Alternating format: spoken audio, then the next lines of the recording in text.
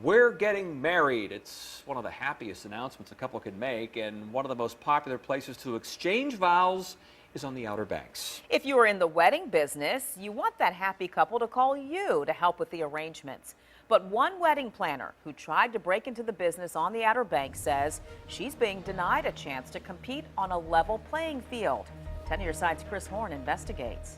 Nicole, we talked to some wedding professionals on the Outer Banks. They told us you'll gain a business advantage by joining the trade group known as the Outer Banks Wedding Association. This is the story of one woman who did not get in, so she called 10 on your side. When Christy Etheridge moved to Kill Devil Hills last year, she was new to the region, but hardly new as a wedding planner. 8 years experience in Atlanta and St. Thomas Virgin Islands.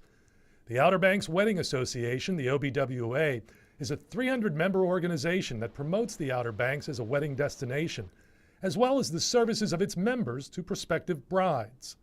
As it happened, when Christy arrived on the Outer Banks, the OBWA had an opening for executive director. In an email she provided, the organization told her she might be the perfect fit for the job.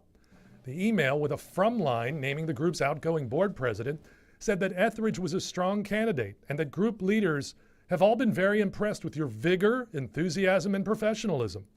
Christy was invited to interview for the position. So how did the interview go? Not well. What happened? I don't know. I would like to know the answer to that question. I would like to know where we went from we feel you are perfect for the job to we have reservations of hiring you. Well, not only did Christy not get the job, the woman who interviewed her, incoming board president Kim Stetson, did. Why is the person interviewing me for the job also an applicant for the job? So Christy turned to Plan B. She'd start her own wedding planning business, become an OBWA member, and leverage the group's considerable marketing power to get off the ground. In December, she filled out a membership application and waited. In February, newly appointed executive director Kim Stetson wrote Christy to inform her her application for membership was declined. The letter stated that Christy had intercepted leads intended for OBWA members only and used them for personal gain, a violation of the group's code of ethics. I wanted to ask Kim Stetson about the decision, but she had no comment and referred me to the group's attorney, who provided a written statement. The statement makes 3 references to the OBWA's established membership standards and code of ethics, but says nothing about why the group rejected Christy as a member. It extended her the opportunity to participate in a hearing before the OBWA Board of Directors to reconsider her application. The OBWA would have no further comment. Now, about those so-called intercepted leads. This is Deborah Sawyer, professional photographer of 37 years, OBWA member, past president of the board. Sawyer says she shared job leads with Christy and asked her to follow up on them. And if they had told her from the beginning that that was the reason why they were denying her membership, I could have easily cleared that up.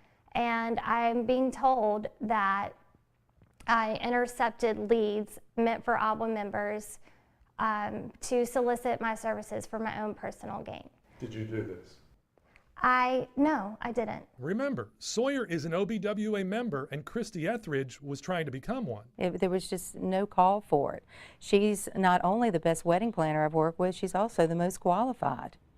And it's just sad. Part of me was shocked, and part of me, frankly, said, typical, you know, of a lot of things that happen with this organization now. When Sawyer was board president 12 years ago, she says the fledgling organization had about 24 members. She remembers it as a close-knit, friendly association. But some people aren't that way, and you never seem to go 6 months without hearing a story of someone with something happen. Until now, Deborah Sawyer's opinion is that no one has wanted to make waves and speak up. Are you concerned about talking with us and bringing this out? Of course, yes. But, you know, I think it's time to do it. And what's happened to this poor girl is just, you know, it shouldn't happen. And I feel like I have returned back to my freshman days of high school. I feel like I'm not in the clique. Christy Etheridge is awaiting her hearing for consideration of her application. Sawyer, meanwhile, the longtime member and former board president who supports Etheridge, says if brides and even bridesmaids see conflict among vendors, they might be reluctant to recommend the area as a wedding destination. So this dispute could affect future wedding business on the Outer Banks. Chris Horn, 10 on your side.